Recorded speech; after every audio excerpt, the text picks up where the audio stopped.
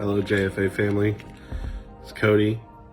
Here to go over this week's centered reading plan. I'm out in my garage right now. It's very early in the morning, but this is the time that I spend with God. I get up and I work out, and then I spend my time with God while I prepare for the day. And in the garage right now, because our house is very busy, and so you just gotta kind of find a place that you can be undistracted, that you can have a little peace. And so that's why I'm in my garage today, spending my time with God. But this week we were reading chapters 25 through 28 of Acts, and then Hebrews 1 for our reading plan this week. And what I found really interesting in this is that throughout this whole section of Acts, Paul is on a journey. He's on trial, but he's also on a journey in this trial.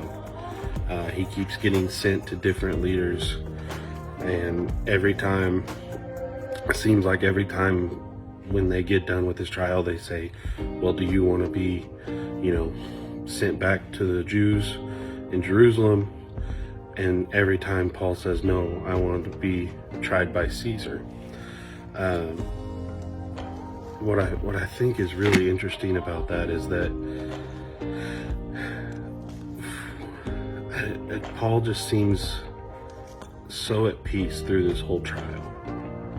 His life is threatened by the Jews, and he knows this. But it seems like throughout this whole time, he just has a peace about him.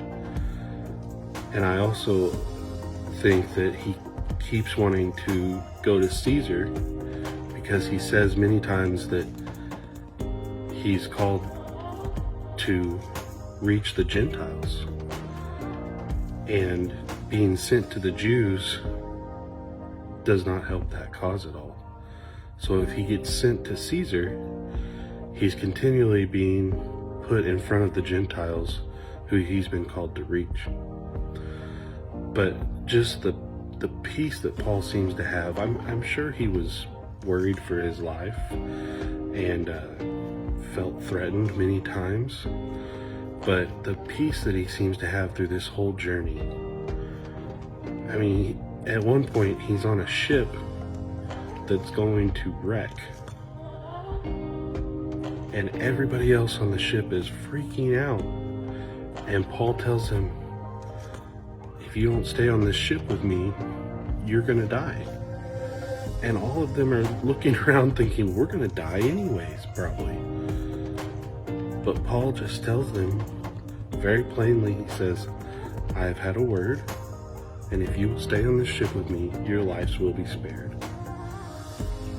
And I think the verse that really stood out to me was in chapter 26.